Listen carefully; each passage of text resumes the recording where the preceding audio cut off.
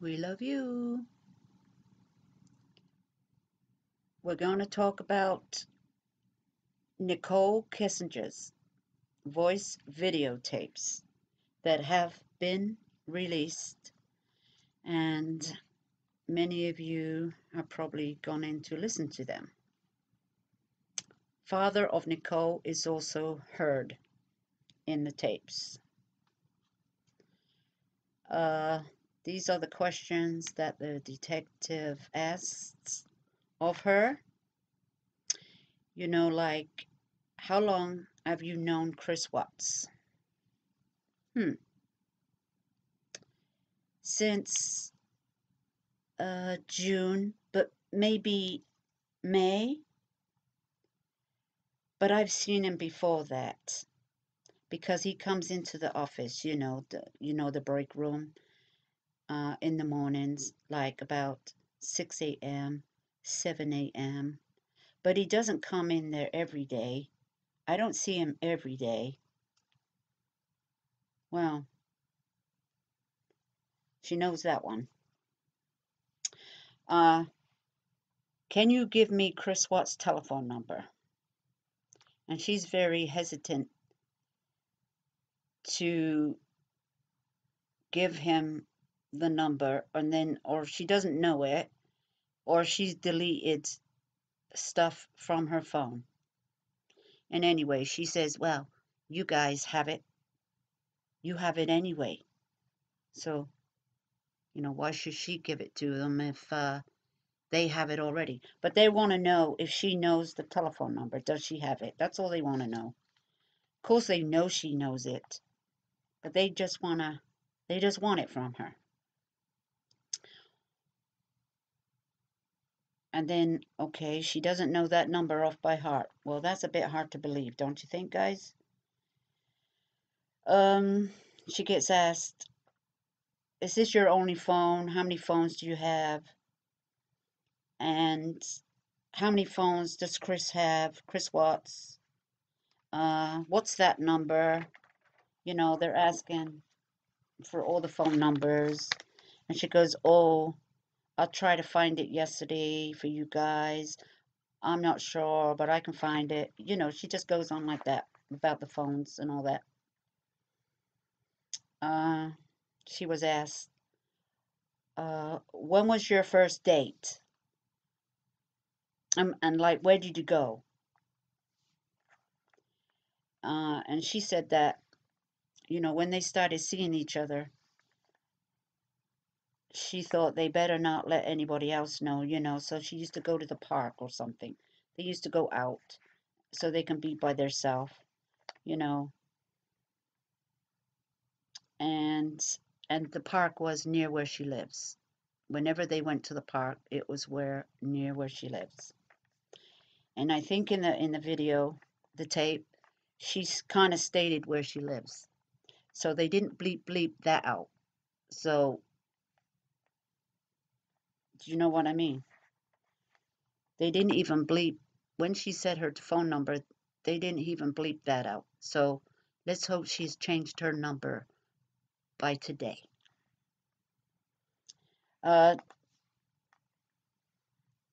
So, and then like, when was your first date and everything? And she kind of said end of June, early July, because it was around her birthday. So her birthday is around then. What was your first conversation on your date? What did you talk about? Those kind of things. And we'll just keep it simple. You know, we'll keep it simple. What did you say? Well, that was a long time ago. She can't remember.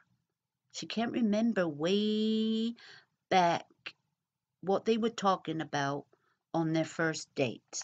Well, that's kind of hard to believe because you know what? People that just meet people and they get to know them on their first date, that is kind of things that you remember, you know. But anyway, she don't want to talk what they talked about on their first date. So she says she can't remember.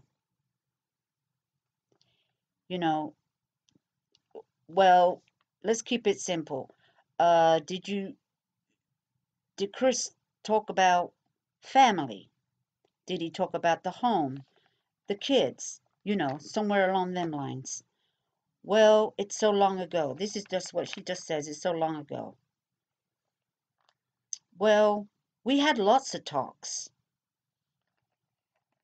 You know, well, he's trying to get what they talked about. And she's just saying, well, we talked about a lot of stuff. I can't remember everything. That's more or less what she's saying. He said, we had lots of talks. Did he speak from time to time, but nothing to make her feel unsafe or a red flag.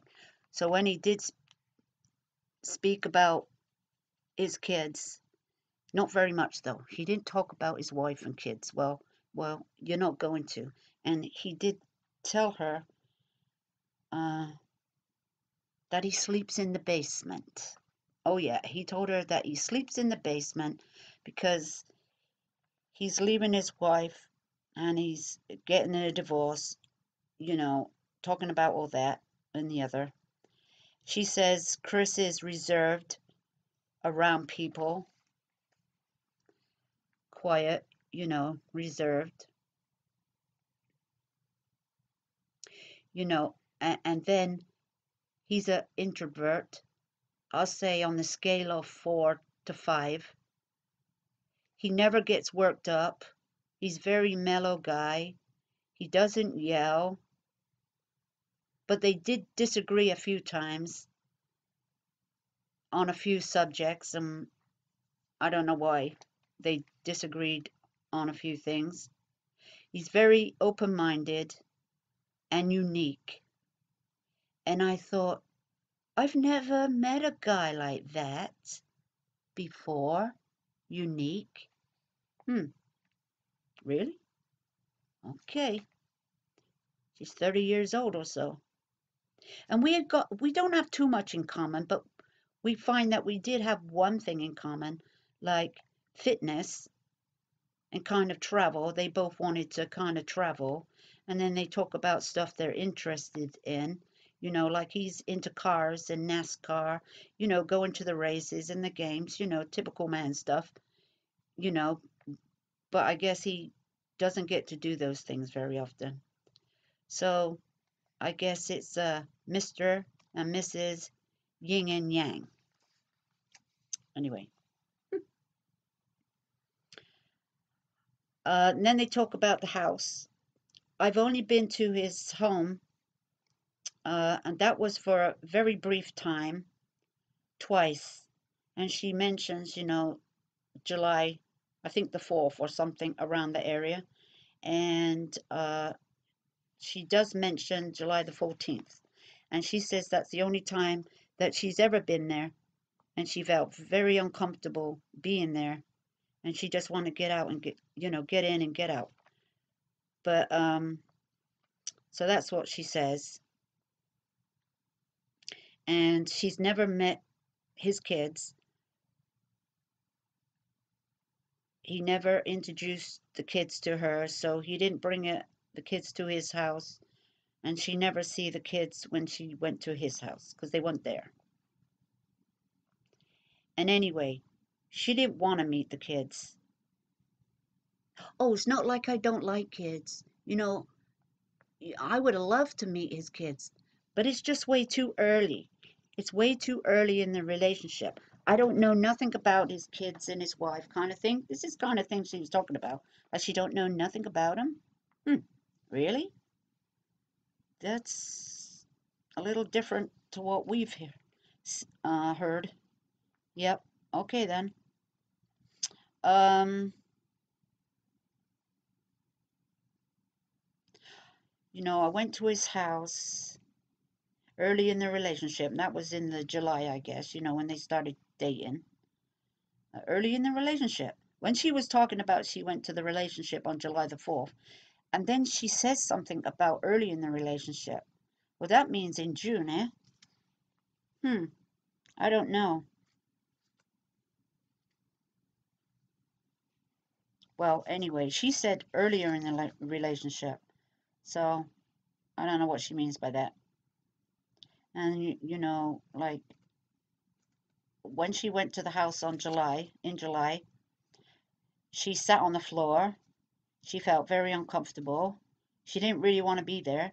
Well, you know what? If you don't want to be somewhere, why did you go somewhere in the first place? You know, you should never even went there. You should have just told him to like meet you somewhere. Well, anyway, she was only there a brief moment. You know, what's her brief moment? You know, brief time. Well, they sat and chatted, and then he cooked her dinner, chicken and carrots. So he cooked her chicken and carrots. Well, that took a little while to do, didn't it? That wasn't a brief moment, was it? Looks like she was going there for dinner. Yeah? Yeah. And what else she did? And while she was there, you know, even if she was there on July the 4th, which she doesn't mention seeing any pictures at that time, you know, of the kids, she doesn't mention that, I don't think, on July the 4th. But, so I don't know how she didn't see the pictures on the wall. Yeah. Okay, then. He said, the detective said he wants everything. He wants everything. You know, regardless, he wants to know everything. You know what I mean? And then when she went on July the 14th to his home for a brief moment, you know, she's talking about this brief moment again. She went to his house on the way back from somewhere, on the way back from somewhere, on the way to her house. So on the way back, wherever they were coming from, dinner, I suppose, she stops at the house and she talks about, this is when she sees the pictures and what a lovely, beautiful wife and the child they have, you know, and she's thinking, oh my God, you know, why don't you two work it out? Chris said, I've tried. I've tried to work it out. And he said, I'm getting a divorce. And she goes, well, you've got a lovely wife and everything like that.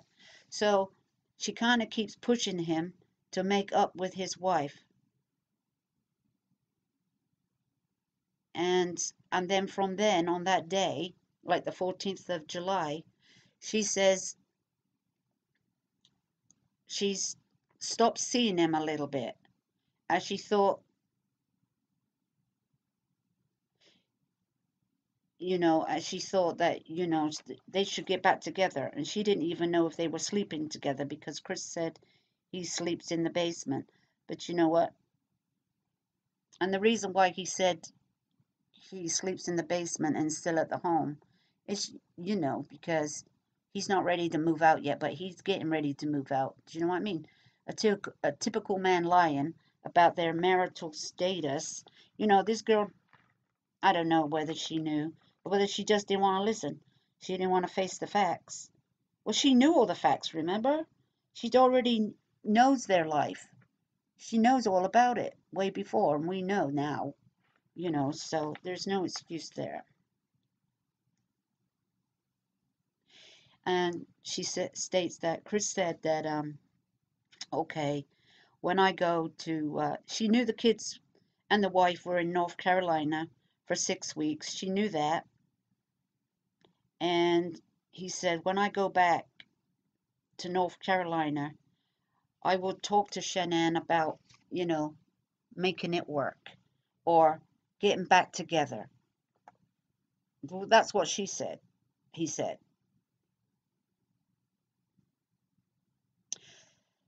So, blah, blah, blah. And then the detective says to her again, you have the right, not for me, to look in your phone. And then Nicole says, the reason is I've got some dirty texts in there, the real personal and dirty. And he goes, well, thank you for being honest and everything, especially in front of your dad. Mm-hmm. So, uh, and the detective is still trying to get into her phone. He's still kind of pushing her. Let me see your phone. Let me see your phone.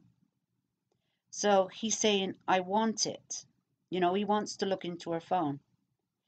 And if you do not let me look into the phone, I can always get a warrant. But you can willingly sign a piece of paper and give me permission to look into your phone. So she's kind of going, thinking about it. She's thinking about it. Long pause, you know. Uh, and then she says her dad said she's been sick. And then she said she's been sick. But not because of this, what's going on now. I'm not sick because of that. She says, I've been sick for the last few days. I started getting sick, and this ain't made it any better. Oh, yeah? Was you sick on the 13th of August? Did you get really sick then? You know, that's just my opinion, because she said a few days, and this is the 16th, and she's been sick for a few days, because something brought the sickness on. So, she also says she don't know anything about the murders, and I just started to delete after his wife went missing and found out that his wife was pregnant. That's when I found out. I found out his wife was pregnant, 15 weeks pregnant. And he told me. He told me he wasn't sleeping with her. He's sleeping in the basement. So what did I know?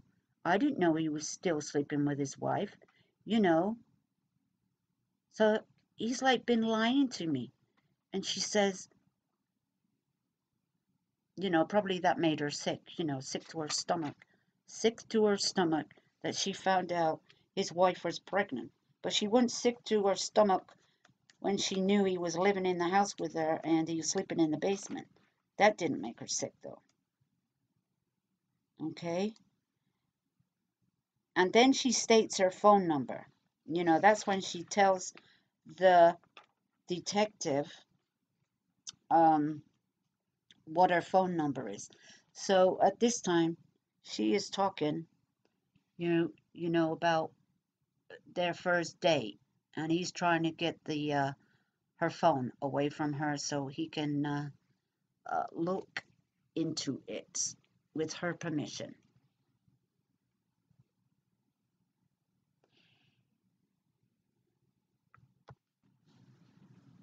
So the detective finally gets the phone, and he gets Nicole to sign the paper for the 16th of August and says that he will get the phone log calls between Nicole and Chris only.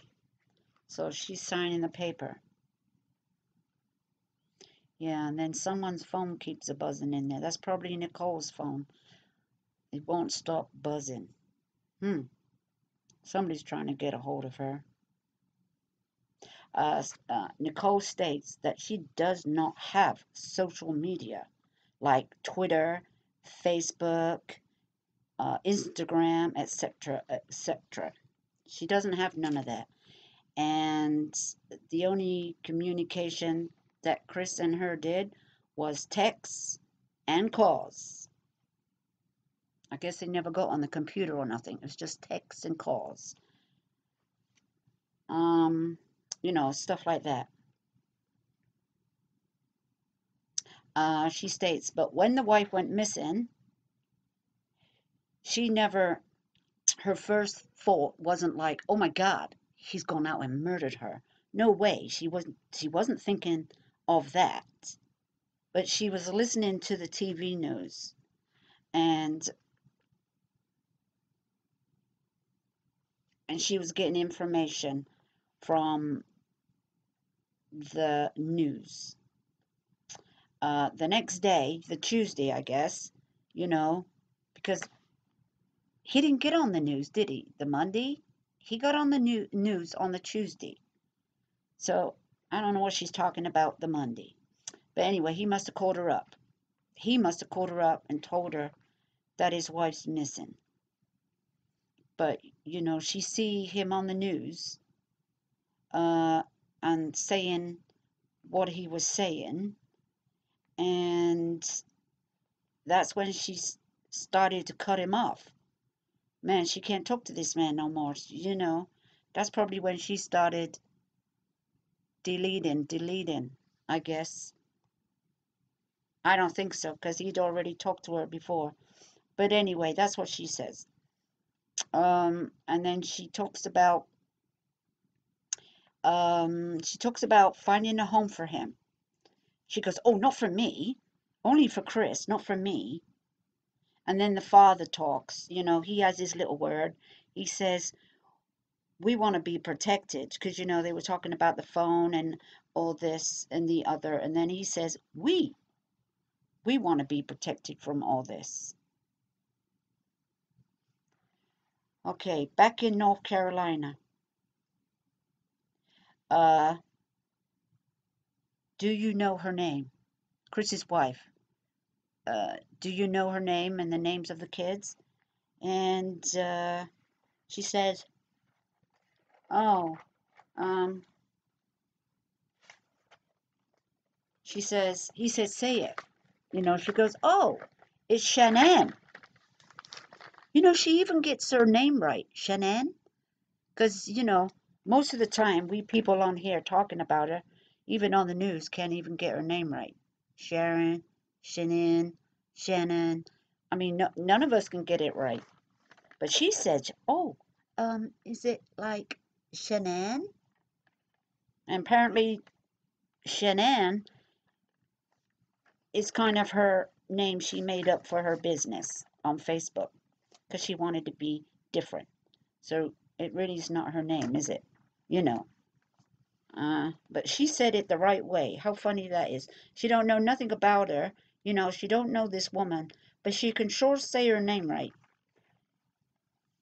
That's just weird right now. So she talks a little bit more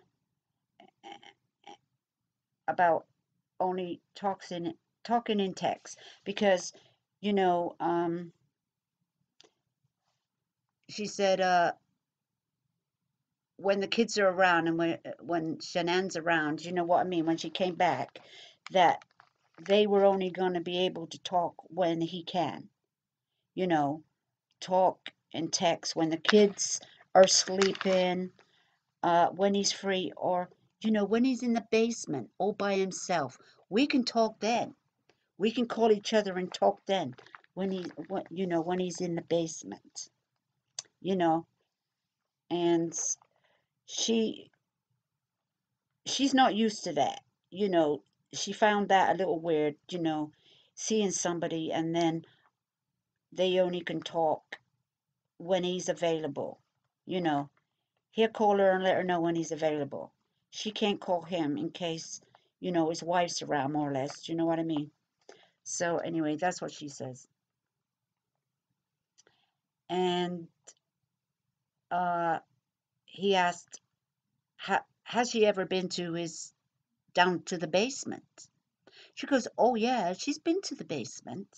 You know, just a couple of times that she only been to the house, right? For a brief moment, she was just in there and out for a brief moment. Oh, but she's been to the basement now. You see, now she says she's been to the basement and she's seen his bed and she's checked out his workout room and it, is all organized and tidy, because he's a tidy man, he's very organized.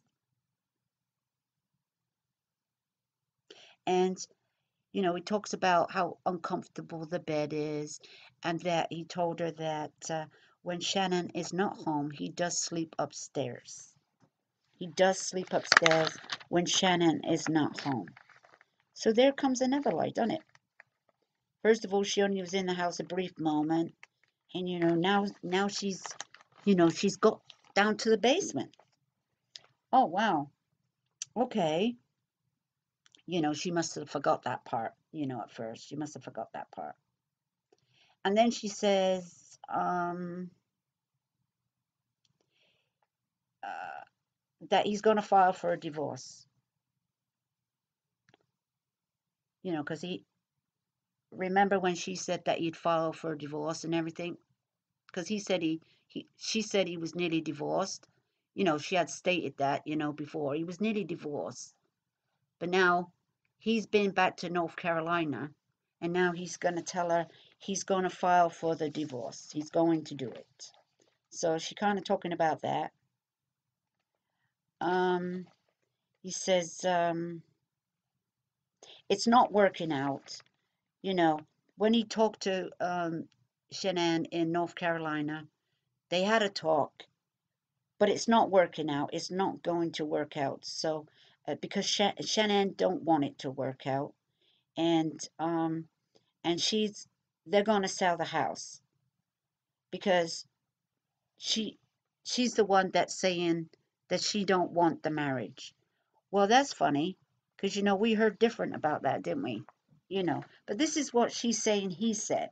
So, you know, oh my God, who's the liars around here? And and then she talks about the apartment. They go on to talk about the apartments.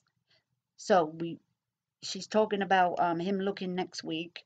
That week that his wife went missing. That was the week that they were got some apartments in mind, and they're going to look at them. Like a two-bedroom apartment, he thought. One bed for me and one for my two children. And they talk about, you know, getting bunk beds and all that and the other. And she could help him, you know, organize it and everything like that. I guess she would. And then they talk about different places what neighborhood they kind of want to live in, and how much can you afford? Uh, do you want to rent a house? Well, the houses are too expensive to rent. I guess you're just getting out of one, so a house is going to cost a lot of money. So they're going to look into a two-bedroom, nice, roomy two-bedroom for him and his children. And they talk about the law, the law in Colorado. There's going to be a fight on their hands, isn't there? Do you know this divorce? Do you know the state of Colorado is 50-50, just like it is in Wisconsin? No fault divorce. There's a no fault divorce. So it don't matter if you're having an affair. Both of you having an affair. It don't matter. They don't care. 50-50, no fault divorce. So, you know, so he's safe there. He knew about that. But, it's selling the house and the custody and sharing the kids. And but I don't think I don't know. I mean, we don't believe Chris. Well, what's happened, with the kids and his wife. But at this time, I'm thinking, we heard that Shanann, I can't even get her name right. Shanann had been talking,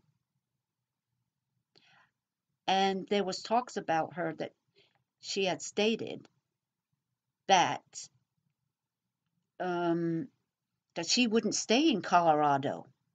She wasn't going to stay in Colorado because she was going to move back to North Carolina.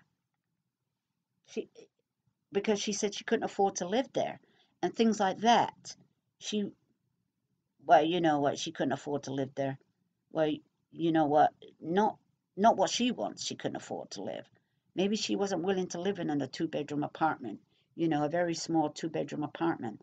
In North Carolina, apparently, I guess you can get more buck for your money.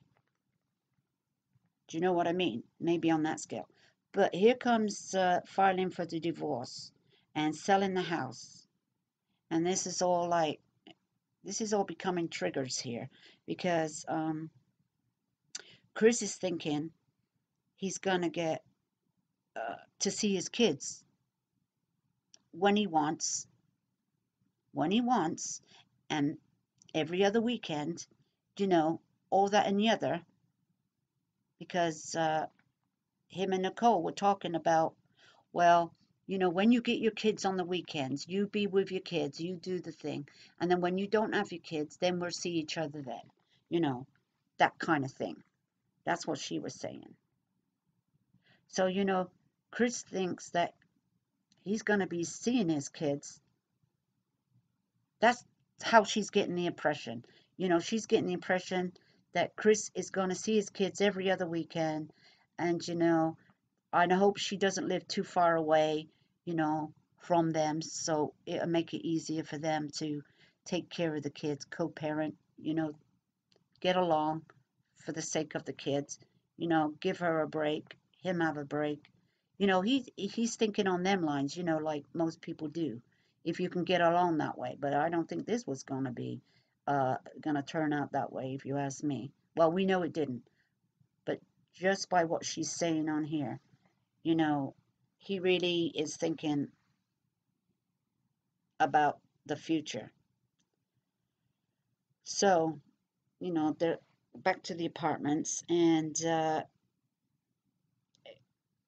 she also says, well, he's gonna move out and everything, but I'm gonna take this relationship slow because, you know, I got my own place, and, you know, I've got a long lease, a year, you know, July or something. She said, so I got my own place, and so we're not going to be moving in each other. You know, she's talking like that. They're not going to move in with each other. She's got her own place, and but she's also still talking about, you know, the future. So she tells she'd like to meet his kids and get to know his kids. So when they come over to her house, you know, he probably told her about the allergies and so forth, because she says she's got a lot of house plants. So, you know, she's thinking, well, I could get to know the kids by, you know, teaching them how to take care of plants. You know, teach them, uh, you know, how to do some pottery or plotting plants or something like that, whatever she's talking about. Uh, you know, we're going to make this work. Let's make it work, but slowly. Because, you know, I just got out of a relationship early in the year. Yep, she sure did, didn't she? That was that other married man? You know, because she says she always ends up with married men. So I wonder how that one ended. I wonder if the his wife found out. We don't know. That's just my opinion. Just saying that. You know. Uh, she knew Chris didn't have money, and he had money problems. I mean, she's seen his beautiful house, and she see his beautiful furniture, and she see all this, and she goes, my God. And she see the Lexus. You know, that car must have been like, you know, $80,000. You know, how can you afford all this? And she looks this beautiful house in the nice neighborhood and thinks, how can he afford this? He don't earn that much money, because, you know how much he earns. You know, how much does your wife make? You know, and then she goes on to, he's like saying, well, sometimes she nearly catches up with me. Do you know what I mean? So he's saying sometimes she makes a lot of money, but on the other hand, he said she spends it all. You know, she's very high maintenance. She likes to give the appearance that she got money. So this is why she likes a nice big house that we can't afford, and she likes to dress well, and, you know, take these kids to, you know, a nice school that she enrolled them last year. So this is their only second year, and, you know, how much money it costs. So she's thinking in her head, my God, how do they manage? You know, wonder they ain't got no money. Do you know what he says? He lives from paycheck to paycheck. Well, you're having a nice place that with all that and the other. You can't live from paycheck to paycheck. That's for for sure. That's for sure. Anyway, then she goes on about she didn't know nothing about, his life before, you know. She didn't know about his money problems, like bankruptcy, you know, and she really didn't know that car belongs to his wife. I guess she thought, it's both their cars, but who's paying for the car? She's thinking because Chris ain't got no money. He ain't got no money. I know how much he earns. You know what? She knows how much she earns, and you know what her job is or was at that in the office. She was the um or whatever she was. I can't think now. She did safety safety issues. And all that and the other. Um, and then she was in charge of something else. That's what's part of her job. But anyway, what I'm saying is, you know, when he used to get the bonuses, for safe being safe on the job. Well, you know what? She used to give him these little gift certificates because she's in charge of all this safety and all that. So she probably gave him a big bonus and gave him lots of gift certificates for dinner. Do you know what I mean? Yeah, well, I'm just saying that's my opinion. But, she really knows a lot more than, as the interview goes out on, she's she's saying like she don't know, but when she does talk, it looks like she knows a lot. You know, she can't keep her story straight. But as we know a little bit more before these tapes came out. But anyway, then she goes on to say about she don't know a lot, but you know, the bankruptcy was, hundreds of thousands. Well, I don't know if the detective said that, but she goes, "Oh yes, I know it was hundreds of thousands in that bankruptcy." Hmm. You just got said you don't even know nothing about his money problems before or nothing like that, but now she knows about hundreds. But you know what? That's funny because when Chris Watts was asked about the bankruptcy, he didn't know what they discharged from their bankruptcy. He had no clue because that's what he said. But it's funny how she knows it all. And this is the 16th of August, so there's no way she's talked to Chris Watts about his bankruptcy. So that's just another little thing I caught there. I guess it's not important, but it kind of is important, right? Chris says, this is what Nicole says. Chris says, he's housebroke all the time. Housebroke all the time. Never got no money. And then she kind of talking to him because she wants to know about the future. Well, first of all, she says, take it slow. I'm not prepared to move in with him. Whatever money problems he's got and the kids' problems, the divorce, that's on him. That's what she's been saying. And she's not moving in with him anytime soon. But then the next breath, she's saying she kind of wants to know what money problems she has because she wants to know about the future. She's just saying she don't want to be living with somebody and he just told her he got no money, because she's telling the detective that she got very good credit and lives in a nice place. And, she's got very good credit. So, he says, yeah, well, his wife earns a lot of money or she does get a lot of perks from the job, you know what I mean? But she spends a lot and has to look good. Look like we got money, that kind of thing. And says Shannon, and then she goes on, Chris says Shannon shuts him out. He tries to come home from work and she goes like, be quiet because she's on the phone or she's doing Facebook or whatever she's doing, and then shuts him out. And he's like, she don't give me no time. She shuts me down. She don't pay no attention to him.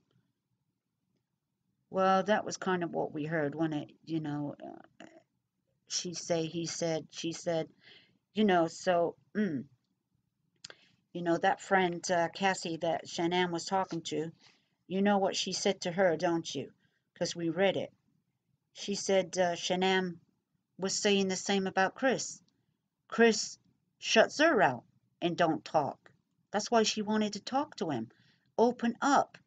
Shanann even said, I want him to write a letter, write it all down, because it's better if he writes it down than talking. He can express himself much better, get his feelings out.